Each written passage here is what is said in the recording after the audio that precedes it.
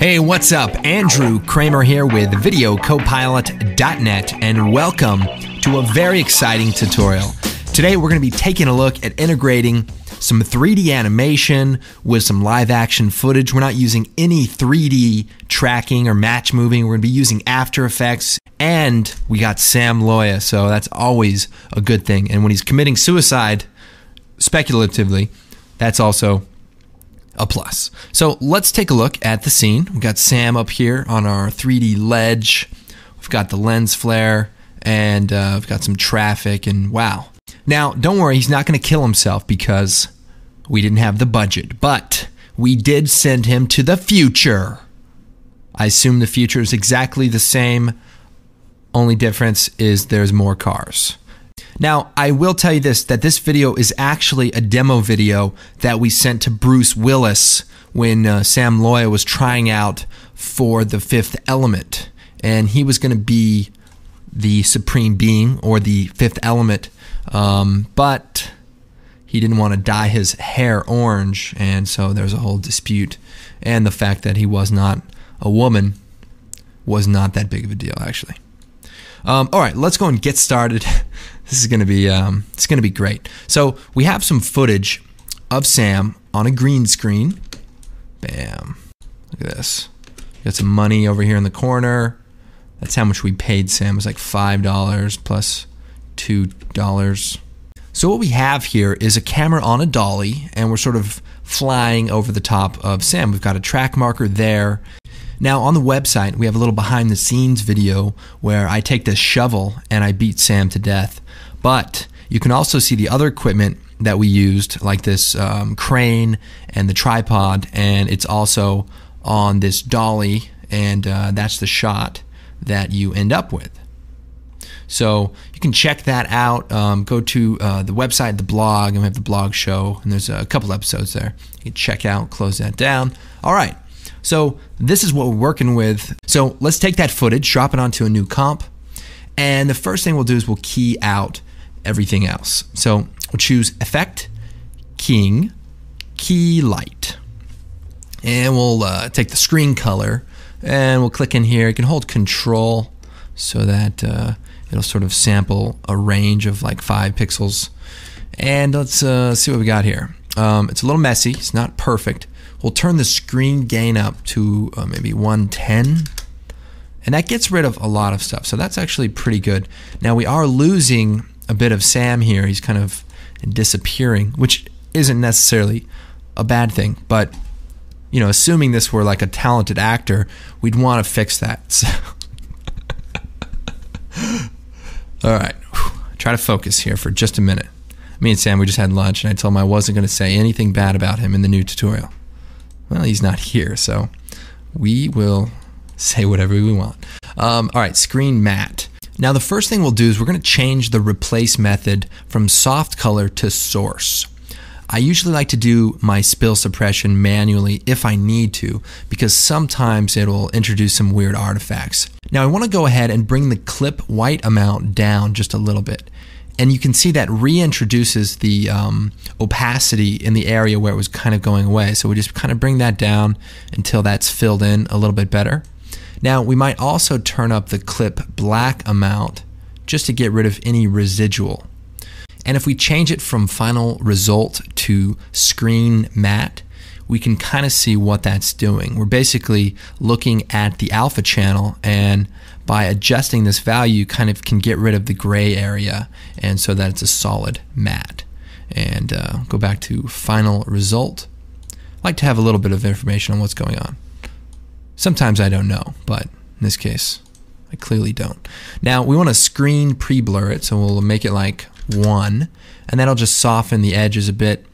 Now we can also play around with the screen balance. If we look here closely, it looks pretty good. We're actually at 50, but if you move this around, you can kind of go in between the original edge and, you know, something that's a little bit more extreme. So it helps sometimes to adjust this when you actually have your background so that you kind of blend it. The thing is, Key Light is actually doing a lot of stuff behind the scenes, and this is a nice way to sort of blend between those. This is looking pretty good. I'm not worried about the little bit of green suppression because, we can take care of that a little bit later. But we do need to get rid of all this junk. What we can do is take the pen tool, and maybe we'll start about here.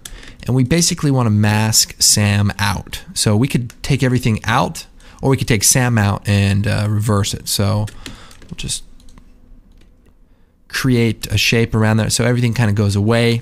We could hit M, set a keyframe for the path, and then we'll just modify it as the shot goes on. And this doesn't have to be perfect because the king did a pretty good job of getting rid of most everything, so we just want to make sure to fill it in. You can also set the mask to none so that while you're working you can actually see what's going on a little bit better.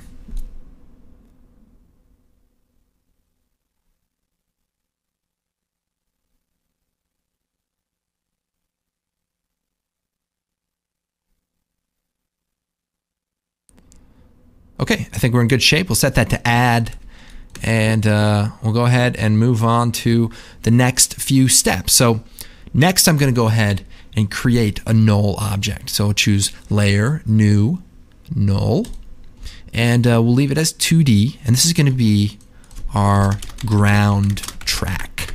So hit Return to rename layers. Okay, so we want to track the shot. So I'm going to go to the beginning of the shot here. We'll select our footage. We'll choose a window, tracker, and then we'll click Track Motion. Now we could track the rotation, but for this case I'm just going to go ahead and track the position since there isn't really much rotation. So in this case I don't need to. We'll go ahead to the corner of the dolly here, and then we'll just click on this Track Forward button, and bam, we're motion tracking. Now we're going to lose it here. It's going to go out of the frame, so we'll track it a little bit more, and then I'm going to move the tracker up to this other point. So I want to maintain that position, but I'm going to look at another source for the tracking. Now to do this, we just hold down Alt and then move the tracker. You have to hold down Alt. And then you can see the little plus, our actual track point is right there, even though we're going to be sampling from this point. So go back out and we'll track some more.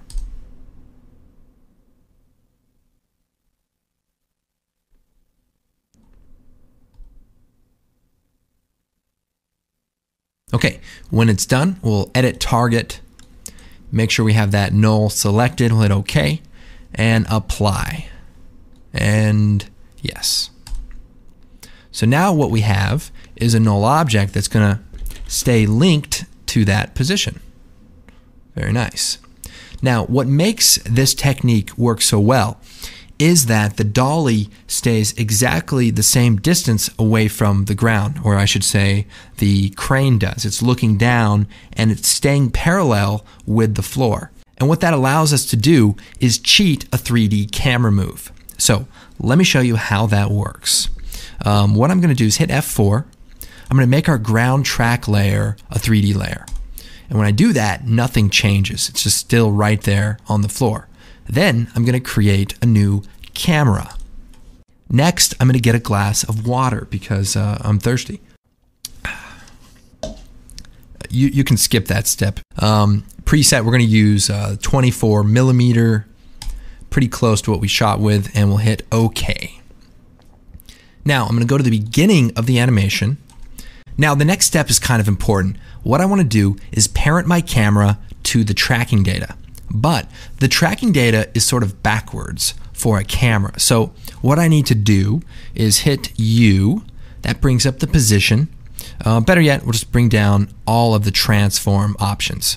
So I have position and I also have anchor point. So what I want to do is copy the position into the anchor point setting. So I'll select the name position. That selects all of our keyframes. We'll choose Edit, Copy, and then we'll just shut that off. Select anchor point, edit, paste. And I'm still at the 0 frame point. So now when I parent the camera to that ground track layer, we can actually see a camera that's moving properly in 3D space. Now to show you, I'm just going to bring out some 3D layers. So I have this concrete layer. We'll bring it out. We'll make it 3D. And because the position of the Z value is at 0, that's where Sam's feet are, because we tracked a point that was on the ground, and the ground is always going to stay at 0 in this particular case. So we'll move this right about there. We'll go ahead and mask off an edge for him to stand on. And let's go ahead and add a quick wall. So we'll bring this out, just kind of a picture of a wall, and we'll make it 3D. And I'm probably just going to move it right to the front here. And let's change it so that, line it up right about there. And let's move the anchor point with the pan behind tool up to the edge. And then we'll take the rotation tool and rotate on the x-axis, and we'll rotate it down like that. Let's go ahead, put this beneath the concrete layer. So now it's right in front of it. And maybe we'll duplicate it and we'll put it behind it. I don't know why. It's a really narrow building. But if we look at the shot now, we almost have this, 3D building. Let's see, I want to move this back a little bit. Move our wall back a bit. And I can probably scale it up too, just to give you a little bit more perspective. And you can see here that we have sort of a 3D looking scene. Now we want this to be even more impressive than just using 2D pictures, although this is a great solution, and we actually have a tutorial called 3D City on the website. And it's got a lot of great information about manipulating 2D pictures to create some pretty impressive looking buildings. So you could essentially do this entirely in After Effects. But I want to kind of show you the workflow and some of the other cool things that you can do. So this is the basic idea. Let's go and take it to the next level, literally, because it's going to be like 11 stories. All right, I'm just going to delete the concrete layer there. So we have a ground track. Now we have a very important element that's about to come in, and that is a matte painting of the ground of the city street down below. And the important thing here is that I want to composite the street in After Effects, but I want to create the 3D buildings in a 3D program. So the important reason why we do this now, and I bring this into my comp, is I want to position the matte painting in 3D space before I move into my 3D application so that I can build my buildings relative to the distance of the street. So I'm going to move this down, maybe scale it up a bit. Now if we look at the top view, we can see we have a camera right here, we have our ground layer, and we have our matte painting down here. So we have the camera, the ground, and the matte painting. So we could take the matte painting and maybe just move it down further, but either way, that's how far away the building's going to be. So we'll go back to the active camera, zoom in here a bit. We'll go and just use one for now. Now before we jump into the 3D stuff, let's come over here to Photoshop and take a look at the matte painting and the workflow there. So basically, I started out with a picture, and I positioned it so that it was kind of a straight, more easy to work with image. And slowly I began to paint out some of the cars. So, you just start using the clone tool, and you basically just want to start removing stuff. And you can do that by taking the clone tool and you basically zoom in, you sample part of the street that's unaffected, hold down Alt, click, and then we just come over here to the car and we sort of just kind of paint it out. And it just takes time, and by the end of it you have something like this, and then you can copy that, extend it, you kind of paint these little grates in different places so it looks like there's a lot going on. But ultimately we want it to be a flat area. And we can always add like mailboxes and street lights and a bunch of other stuff. But in this case, I just kind of try to keep it simple. Okay, back inside of After Effects, I want to export my camera and my track layer and my matte painting down at the bottom into a 3D program for reference. So we're going to be using a very cool script that we can find online. Search for AE3D, and it's an amazing little script, and you basically download it, and we're going to load it up into After Effects, and it allows you to export your data to various 3D programs. Now, there are other ways to export your data from After Effects to 3D programs, so you can always search for AE to Cinema 4D, or AE to DAZ 3D Deluxe 2001, or whatever program is out there. So very good. And Blender also has a really cool one too. So there's plenty of 3D tools out there. This one just happens to be very useful and uses 3D Max, which we'll be sort of taking a look at. So I'm going to choose File, Script, Run Script. We're going to go ahead and open it, and it creates some cool options. And what I'm going to do is choose 3D Max. I'm going to go into the options, and we're going to set the scale to 1 to 10. We'll close that. And I want to select all of the important things. I'm going to take the camera, the ground track, and the matte painting. And those are the 3 things that I'm going to need. So we'll choose Export here. Takes a moment, and it's done. So then we're going to jump over here into 3D Studio Max. Okay, so I know there's a lot of 3D programs out there like Cinema 4D and Maya, and I really try to keep my 3D integration very generic so that you can apply it to other programs. So I know there's going to be some people saying that, oh, I use After Effects with Cinema 4D, or I use After Effects with Blender. So hopefully they're generic enough that you can find the information you need. And then obviously there's going to be someone that's saying, oh, I use 3D Max, but I use Combustion for compositing. Can you show me the After Effects stuff in Combustion? Absolutely.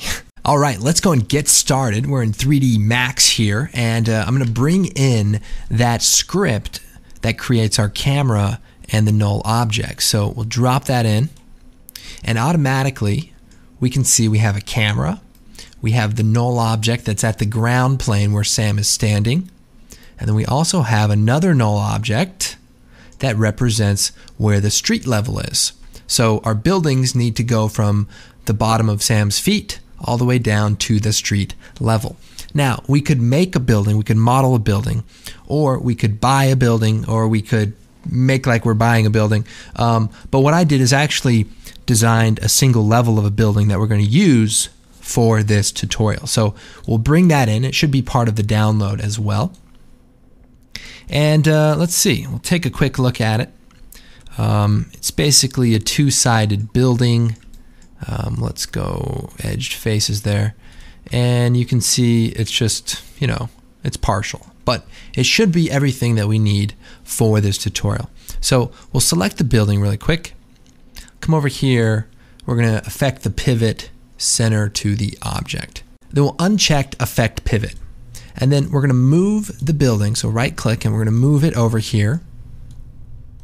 And let's change the perspective to look through the camera.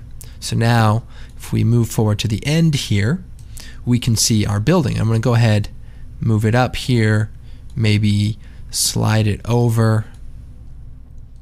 Now, if we look at the After Effects project, at the end of the animation, we can see Sam's feet are just at the edge. So we want to try to match that. So if I move the building back just a bit, something like that should be good. So we can kind of look at the animation. Pretty good.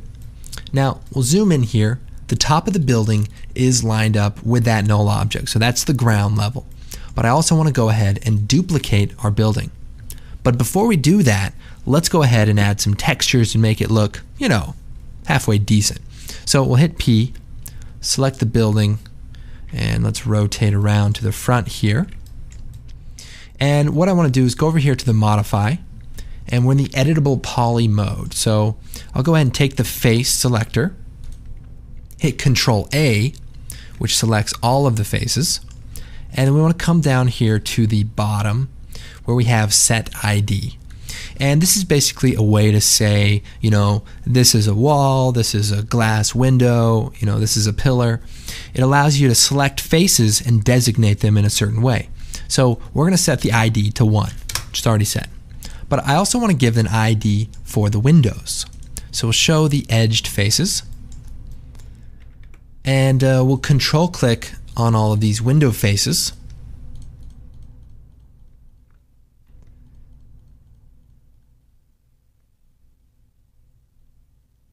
And we'll set the ID to 2. And you want to go ahead and do it for all of the windows. Now, the other thing we can do is select one window randomly and set the ID to 3. And what that's going to allow us to do is create a window that's illuminated as if somebody's in there. So now that we've done that, we'll go ahead, we'll go out of the edged faces, Alt W here, and then we'll hit M, and then we bring up the material editor. Now, I also have a simple tiled texture that we can drop right onto the material, and then we can take that material and apply it to our building. So now it has a bit of a texture. Now, if I click on the standard type material, I can change it to a multi-sub-object material. Then we hit OK. We're going to keep the old material as a sub-material. And then what we can do is, now that we have the IDs set up, we can go into the second slot, click on that material, change the color to maybe a dark color, maybe add some reflectivity, maybe a little specularity. Doesn't really matter for now. And for the third slot, we'll go in there, we'll turn on the self-illumination, and just give it a little bit of a warm glow. We'll hit OK. We can close that. So now we can see we have something happening here. It's starting to look pretty good. So these are just the basic ideas, and you can take it to the next level and work on your building. So we'll go back to the camera, and I want to duplicate. By the way, I need to come out of the edit mode, and I want to duplicate the building.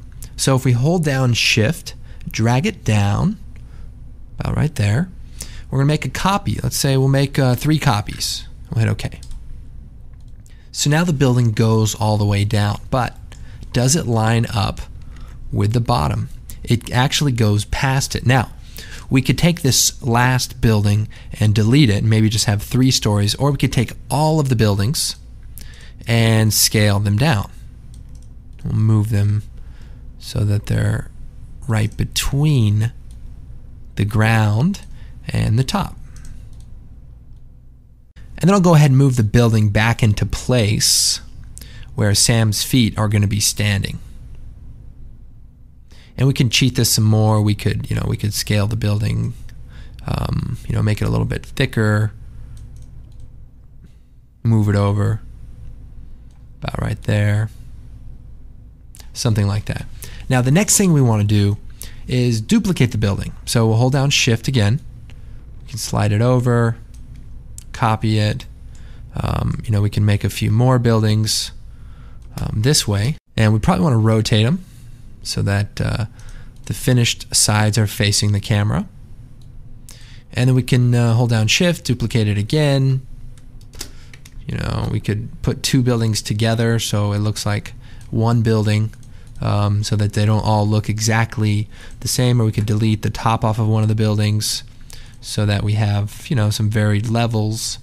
Or you could be really clever and model a bunch of buildings, but that's crazy if you ask me. So this is looking pretty good. So we want to add a couple of lights. We'll come over here. We'll add a standard Omni light. Maybe move it around a bit. Maybe another one over here. Now we probably want to turn on the shadows, so we'll select the light. Turn on, let's see, shadows. We could do ray trace shadows for both of them. And that'll make nice, hard edge. Okay, so I've added a few more lights, some with shadows, some without shadows, and this should look pretty good. Now, we have an alpha channel built in, and I want to go ahead and render out the sequence. So we go to the render settings. We want to set the active range, 720p. We want to set a file output, probably a TIFF. We'll make it 16-bit, store the alpha channel, OK, and we'll click Save. So we'll render that out, and we just click render right here. Now, by the way, we want to make sure that you have your renderer set up, and I probably should have mentioned this earlier, but you probably want to make sure that your renderer is set to Mental Ray instead of the default scanline, and the Mental Ray materials are all tied in. So then we'll render that out, and then we want to render another pass, an ambient occlusion pass. So to do that, hit M. We want to create a new material. So we'll click Standard. We're going to go to the Mental Ray material, and we're going to click on the surface, and we're going to add an ambient occlusion map. Now we need to turn the samples up to maybe 45, the spread to 1, and the max distance, we'll set that to 50, and then we'll play with that so that you can see what it's doing. Now I'm going to come over here to the processing, and we're going to change the material override. And we're going to basically say that I want all the materials to render using this one material. So if we then take a look, F9 will preview it without actually saving the frame.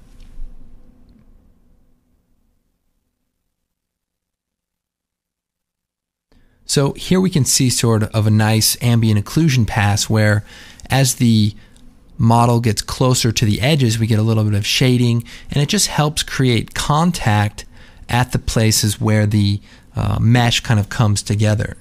And another cool thing that it does is just creates kind of a soft lighting effect. So if we look at the beginning here, let's hit F9.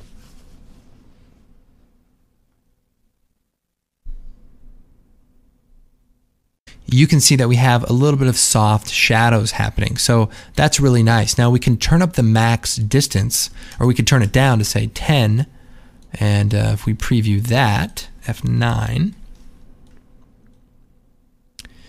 you can see that it's a lot tighter. You know, and sometimes that's all you need. Maybe you have other lighting going on and you just want a little bit of contact. That's a great way to do it. Or we could turn it up higher, maybe 150, and create, you know, a really soft result. Okay, so pretty cool. I'm probably just going to have it set to about, I don't know, 75, and that way it'll render nice and fast. So then we'll go back in here, set the file to be building_AO, ambient occlusion, and we'll save that out and re-render it again. So we have sort of two passes that we're going to be using. And by the way, for the ambient occlusion, you want to go ahead in your environment settings, make sure the background color is white, and then it will render out properly, and then when we use the certain transfer modes, we'll get the result that we're after. I think that's everything you need to know in 3D Studio Max, but wait, there's more. I also want to show people who use Cinema 4D how to get started in this same way. Now, I was able to find a cool script by Paul Tursley that actually allows you to export your After Effects stuff to Cinema 4D. So check this out. You can download it. You can do a quick search for AE to Cinema 4D and find the information for that. So once in Cinema 4D, we can go ahead, take that building model. I left it in a format that will be universal with most 3D apps. So we just bring it in there and we say, okay, there it is. It's on its side. So we'll want to rotate that. And another thing I want to do is it comes in with some weird smoothing. So we'll go over here to this tab and we'll set the angle down to 0. And that way it'll just be flat. And that's what we want. So kind of just walk through the same things that we just did in 3D Max, and we'll take a look at them here. So we can create a couple new materials. I can take this concrete texture, drop it into the texture slot, and we can just apply that to everything. And then for the windows, let's see, we can do the edit mode here and then click on the faces. I think hold down shift, or let's see, shift, and we'll create a new material. We'll just make it black, and we'll drop that on there. And it kills our other material, but it's actually still there. So we'll go back to the object selecting, and we'll do a quick render, and you know, that's the basic idea. We could copy paste it. So we basically just select it, Control C, Control V, and we can make multiple levels. You know, just like in 3D Max, and you can turn on some of the windows with lighting. I think there's a really cool. Let's see, if you double click on the material, you can come down here to you know, glow or illuminance and create sort of a bright material. It's really cool. Now in the rendering side of it, we click on the rendered thing here. We want to add an ambient occlusion pass. We can set the rays to be maybe 50 and the samples from 10 to maybe 40. And that should render pretty quickly. Let's also add a quick light. So we'll just we'll bring that in. Maybe turn on the shadows. Let's see, we'll do shadow map. Let's move this over. And by the way, I've got my settings all set up like 3D Max, so like all my controls work very nice. And maybe we take this, we just create another building really quick. And we'll zoom in here. Now we've got that ambient occlusion on, and we'll just do a quick preview. And starting to look nice. I mean, just add a few more lights to kind of balance the scene out. But this definitely does a nice job of rendering.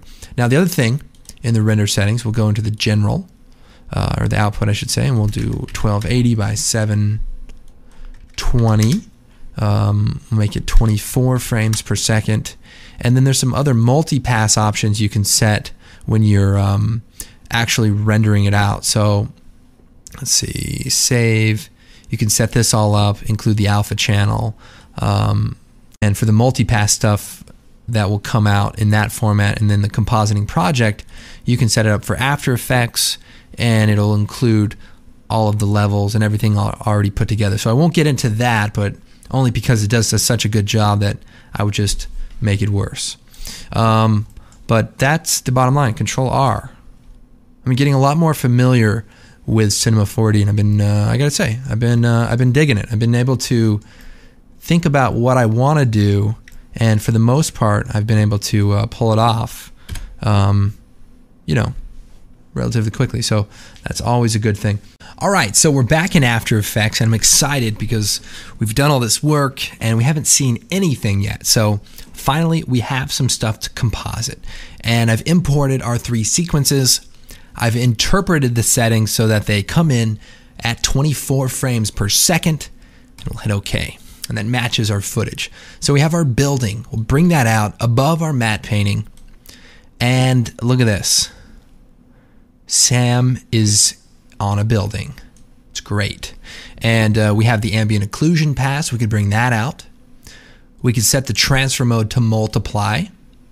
And it may be hard to see. And in fact, what I should do is take our 2 passes and pre-compose them. So we'll choose Layer, Pre-compose, and we'll call this the Building Composite. Okay. And then we'll double click on it. And let's do some work here. So first, we'll take our building and let's turn the brightness up a bit with a curves adjustment.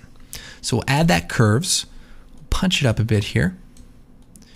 And that ambient occlusion really gives us some nice detail around the edges. So now the other thing I want to do is add our alpha back in, because with that ambient occlusion pass, we no longer have an alpha channel. So if we take our building footage, duplicate it, Control D, put it on top, and see it does have an alpha channel. It has transparency built in. And what I'll do is set that building to the mode of stencil alpha. And what that does is basically cuts everything beneath it out of the picture. So pretty simple and pretty nice.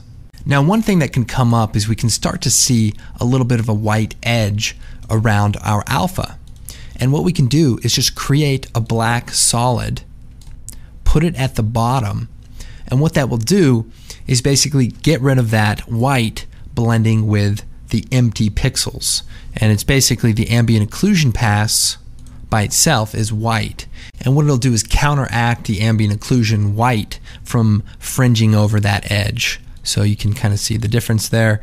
And our alpha channel is intact. So we have our building composite. We'll close that. And now we're back in our main comp. Now, I probably want to, color correct this a little bit. So we'll go to the curves. Maybe we'll go for, something a little darker. Now, I may want to add some shadows to Sam, and maybe color correct him also for that matter. So let's just add a quick curves adjustment with a tint adjustment. Right there at the bottom, it's I think it's cut off there, but quick tint, maybe 40%. We'll put it above the curves, and we just want to add a little contrast and try to match our scene a little bit. Now we'll go to the red channel and bring the red down a bit, and maybe to the blue channel. Just punch it up a bit. Just try to match it as best you can. Also, we want it to be a bit darker.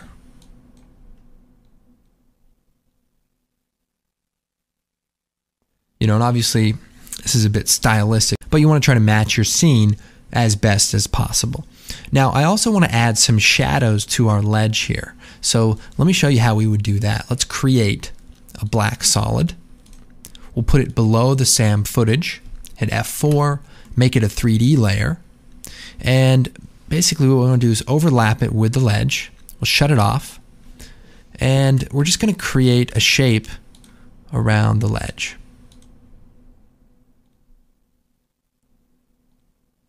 And then we're going to create our shadow. So the shadow would probably be something like this.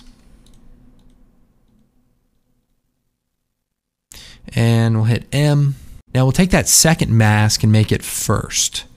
And basically, so we're adding the first part, and then we're going to subtract the second part and then set it to invert, so that we just have that area where his shadow is. Now, we'll go ahead and feather that out a bit. Maybe change F4 the transfer mode to color burn, or maybe classic color burn, and then hit T, and we'll just lower the opacity of that clip. So now we have something like this. Now, we may need to adjust our mask a little bit, that second mask, and maybe give it like a 2-pixel feather. You can take a look at that here. Something like that. And remember, since we're not dealing with exact values, you may want to tweak that and maybe keyframe it or something like that so it stays lined up with that edge. But most of the work should already be done by our tracking data. So you can see we have a little shadow integrated. And another thing we may want to do is add a little bit of a glow to our windows. So we'll open up the building composite. Let's create an adjustment layer. We'll put it below the alpha, the stencil alpha that we added, and we'll add a quick stylize glow. And it's a little bit bright. We can bring it down a touch. We can even change the color to the AB color down here. Maybe something a little warmer.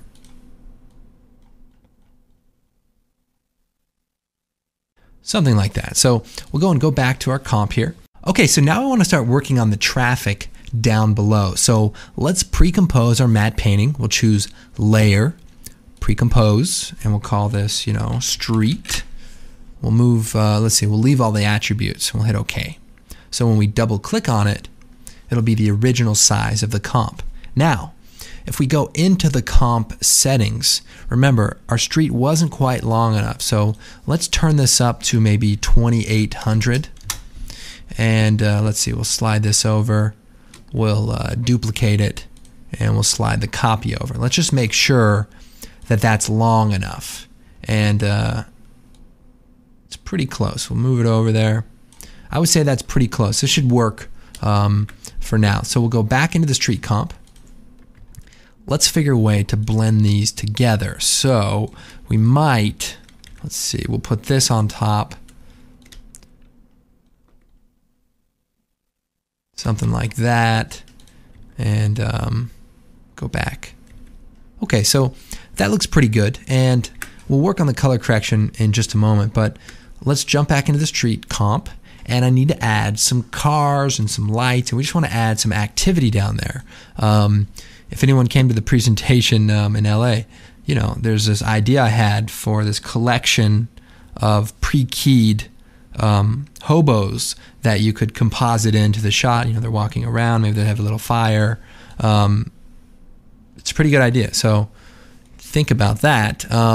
What I actually have now is some cars that were created, in Photoshop. Got little optical flares on there that I rendered out of After Effects, and we got some lighting that are part of this project, so you can check those out and build your own. Now, what I'm going to do is bring these cars out. So we'll just bring out all the cars right on top. Now, they're perfectly sized because they come from this image, and we just want to move the traffic around. So we'll just randomly sort of put the cars in different places. Now, you could even render out a particle system that randomly, varied the speed and, had the cars driving all around. You can even maybe add some optical flares to flicker the lights or, whatever. Now, what we're going to do is we're going to select the cars, hit Control D, and then we're going to move them over. And then we're going to hit Control D again and move those cars over. So we're sort of manually adding a bunch of traffic.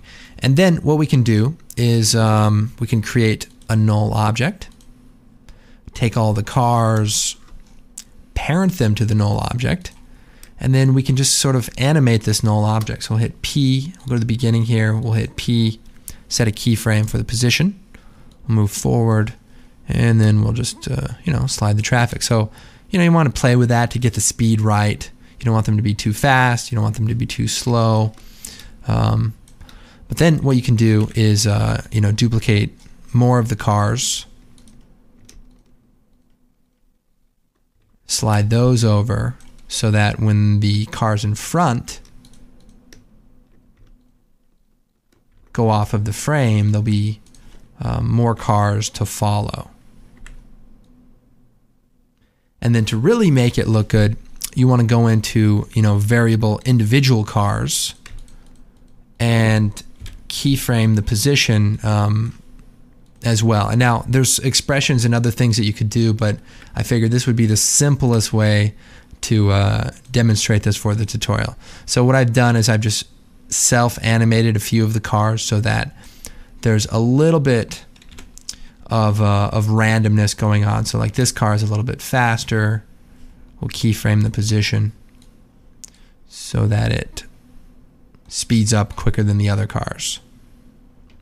But, there's expressions and other things you can do, but this is just the simplest, easy, manual way to do it for the tutorial. So excuse me for being lazy. Okay, so we look at this. We have the mighty traffic down beneath.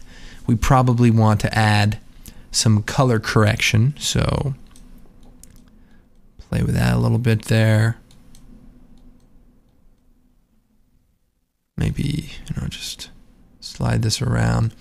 Now, you probably want to make it pretty dark since it's so far away and it's nighttime, but, this is where you can also just take a little bit of, creative license and just make it look however you want it to look. And, that's looking pretty good. Now, here's a step you don't have to do, but hey, if you want to add some lens flares, you should. We're going to add a light, and we'll make it green. We'll hit OK, point light there. And we can't quite see it, but it is affecting our ground layer. So we'll take our matte painting, hit AA, turn the accept lights to off, and that way it won't be affected. Then we'll take our light, hit P, and we're going to set the Z position to 0. And that way, one, we can see it, but also it'll be in line with the top of the building. So maybe it's a light, a safety light on the outside of this building. We'll create a new solid. This will be our optical flares layer. We're going to be using a plugin by Video Copilot called Optical Flares. We'll click on that, and we'll go into the options here. Now, we could use this preset, or we could come over here to the preset browser, and we've got a cool one in here called the 50mm prime is pretty nice. Maybe the Sanker 16. Let's try this one out. We'll hit OK. We'll set the position mode to track lights, and guess what? That's about it. All we have to do, we can either change the render mode to on transparent or just change the mode here to screen. Now I'm thinking that light is a little green, so let's hit AA. We'll bring the saturation out of the light a bit. And you know, one thing that you can do that, you know, you don't have to do, but if we color correct our lens flare with a curves adjustment or something, we can give it a little bit more punch.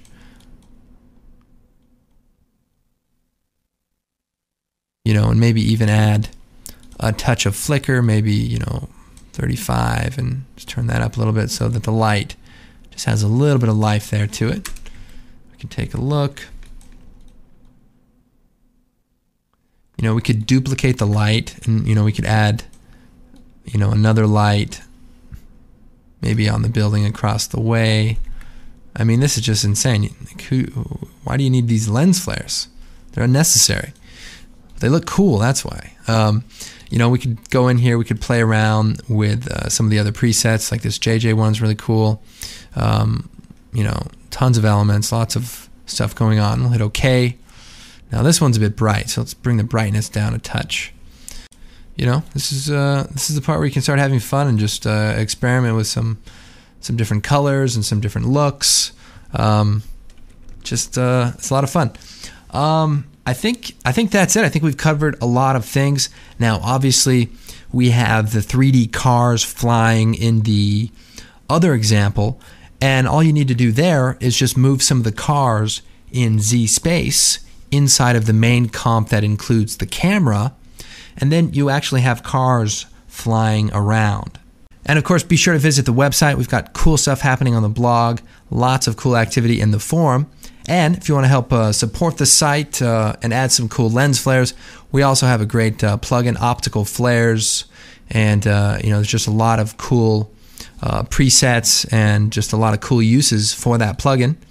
And not only that, but we have some other cool tools like Action Essentials 2 for adding some explosions and blood and all that other amazing stuff. So anyway, my name is Andrew Kramer. My commercial's done. The tutorial's done. I'm going to get some dinner, but I got to tell you, this has been a blast. I love doing these really in-depth, you know, thorough tutorials. So Andrew Kramer here.